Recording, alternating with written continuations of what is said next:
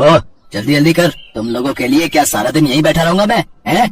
इन मजबूर गरीबों को धमका रहा ये है सेठ सुरेंद्रनाथ। और ये कहानी है एक बहुत ही पिछड़े गांव खुशीपुरा की। इस गांव में रहने वाले ज्यादातर लोग खेती किसानी करके ही अपना पेट पालते थे, लेकिन खेती में कई बार फसल अच्छी होती है तो कभी नुकसान भी उठाना पड़ता है। और इसी बात का फायदा उठाता था इस गांव का ही जमींदार सुरेंद्रनाथ, जो बहुत ही घमंडी और चालाक आदमी था। वो गांव के लोगों को बहुत मोटे ब्याज पर उधार देता था और फिर उनसे तगड़ी वसूली करता था। इसी वजह से वो साल दर साल अमीर होता जा रहा था। आज भी सुरेंद्रनाथ के बंगले पर उसके कर्जदार अपनी किश्त देने पहुंचे थे। तभी वहाँ से एक जवान लड़का अपनी बूढ़ी माँ के साथ गुजरा। यहाँ ये लाइन क्यों लगी है बेटा? पता नहीं माँ, आप यहीं रुको, मैं पता करके आता हूँ। हो सकता है कि कोई भंडारा लगा हो तो अपना भी खाने का कुछ इंतजाम हो जाए। हाँ देखना बेटा, बहुत भूख लगी है। संदीप और उसकी माँ ने 2 दिन से कुछ नहीं खाया था। वो दोनों बहुत ही गरीब थे। खाने की तलाश में भटकते हुए यहाँ पहुँचे थे। संदीप ने आगे बढ़कर लाइन में लगे एक आदमी से पूछा, यहाँ क्या बट रहा है भैया? बट रहा है? ये कहो कि क्या लुट रहा है? भैया हमारा तो सब कुछ लुट रहा है यहाँ। क्या मतलब? अरे वो कुर्सी पर बैठे आदमी को देख रहे हो? उसका नाम है सेठ सुरेंद्रनाथ। वो इस गांव का जमींदार है। हम सबने किसी न किसी वजह से उससे कर्जा लिया था भैया। किसी ने बीमारी के लिए तो किसी ने खेती के लिए। मैंने अपनी बिटिया की शादी के लिए 3 साल पहले उससे कर्जा लिया था। 3 सालों में कर्जे से 2-3 गुना ज्यादा पैसे दे चुका हूँ, लेकिन उसका कर्जा है कि खत्म ही नहीं हो रहा। बड़ा पैसे वाला आदमी लगता है। अरे क्या खाक पैसे वाला है। इसके बाप के पास थोड़ी सी जमीन थी, फिर उसने कर्जे पर पैसे देना शुरू कर दिया और आज आधे से ज्यादा गांव की जमीन हड़प ली है इसने। तो आप लोग इसका विरोध क्यों नहीं करते? मत दो ना उसे पैसे। अरे पिटवाओगे क्या है? वो पीछे लठैत देख रहे हो? जो टाइम पर उसका पैसा नहीं देता है वो अपने लठैतों से उसकी सारी हड्डी तोड़वा देता है। भैया पैसा तो देना ही पड़ेगा, बिना मार खाए दे दो तो ही फायदा है। गांव वालों पर हो रहे इस अत्याचार को देखकर संदीप को बहुत बुरा लगा, लेकिन वो चाहकर भी कुछ नहीं कर सकता था। लठैतों की पिटाई के डर से वो भी चुपचाप वहाँ से चला गया। और फिर क्या हुआ? इतना दुखी क्यों है? खाना नहीं मिला क्या? नहीं माँ, खाना तो नहीं मिला, लेकिन मैं किसी और बात से दुखी हूँ। माँ, यहाँ के लोगों की हालत तो हमसे भी ज्यादा खराब है। माना कि हमारे पास कुछ नहीं है, लेकिन हम कभी कर्जे में तो नहीं दबे। पर इस गांव के सारे लोग इस जमींदार के कर्जदार हैं और वो उन पर बहुत अत्याचार कर रहा है। माँ अब चलो छोड़ो ये सब, चलो हम यहाँ से चलते हैं। कैसी बातें कर रहा है तू? तेरे बाबा ने तुझे यही सिखाया था क्या कि किसी को मुश्किल में छोड़कर भाग जाए तू? ओहो माँ, अब बाबा की याद दिलाकर मुझे और दुखी मत करो। अरे तू इतना समझदार है, कुछ कर ना इन बेचारों के लिए। हमेशा हम ही लोगों की मदद करते रहते हैं, पर हमारी मदद तो कोई नहीं करता माँ। तू भगवान पर भरोसा रख बेटा और अपना कर्म कर, बाकी ऊपर वाला सबका निगहबान है। जब संदीप और बूढ़ी माँ आपस में बातें कर रहे थे तभी वहाँ एक औरत उनके पास आई। आप लोग कौन हो? पहले तो आप लोगों को इस गाँव में नहीं देखा। जी हम बहुत गरीब हैं और यहाँ खाने की तलाश में आए हैं। अच्छा ऐसी बात है, तो आओ चलो मेरे साथ। मेरा नाम कमला है और मेरे पास आप लोगों के लिए खाना है। संदीप अपनी माँ के साथ कमला के घर चला गया, जहाँ कमला ने उन दोनों को भरपेट खाना खिलाया। और फिर, तुम्हारा भला हो बेटी, तुमने गरीबों को अन्न दिया। कोई बात नहीं अम्मा, खाना तो अच्छा लगा ना आपको? हाँ जी, बहुत ही बढ़िया। और खास तौर पर ये जो आपने कटहल का अचार दिया था ना, आहा, क्या बढ़िया अचार है ये, खाकर मजा ही आ गया। संदीप की बात सुनकर कमला की आंखों में आंसू आ गए। दरअसल उसके पति को भी कटहल का अचार बहुत पसंद था, लेकिन सेठ सुरेंद्रनाथ का कर्जा चुकाने के लिए वो दिन रात मेहनत करता था और एक दिन खेत में काम करते करते ही वो मर गया। कमला उसका कर्जा नहीं चुका पाई तो उसे मजबूरी में अपना खेत सुरेंद्रनाथ के नाम करना पड़ा। कमला की कहानी सुनकर संदीप को बहुत गुस्सा आया और उसने ठान लिया कि अब वो सुरेंद्रनाथ को सबक सिखाकर ही रहेगा। उस रात संदीप और उसकी माँ कमला के घर पर ही सोए, लेकिन संदीप की आंखों में नींद नहीं थी।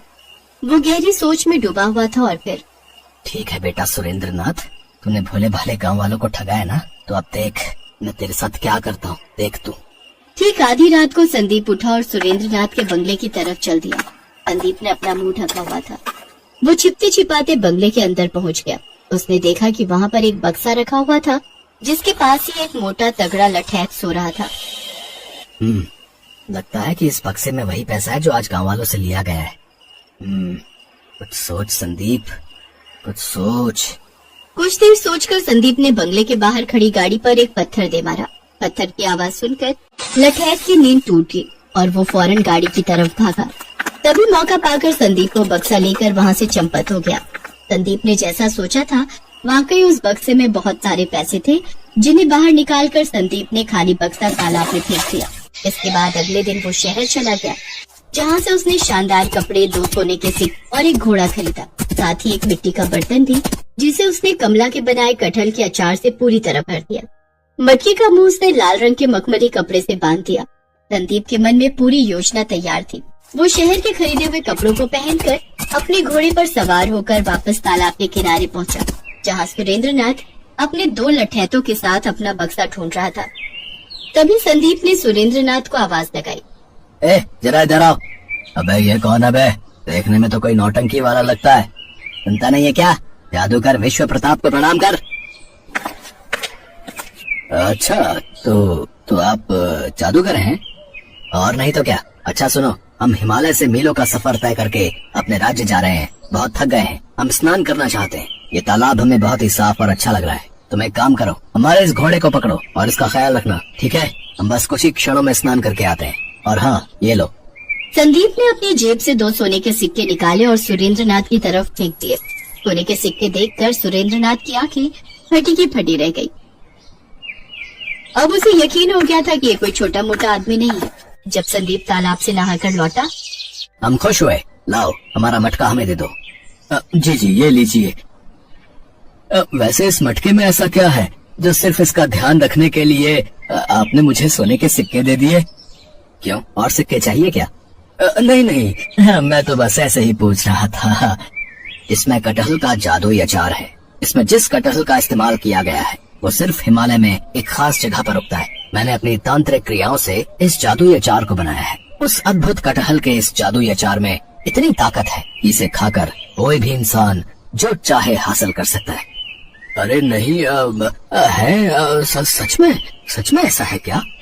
तुझे मेरी बात पर विश्वास नहीं?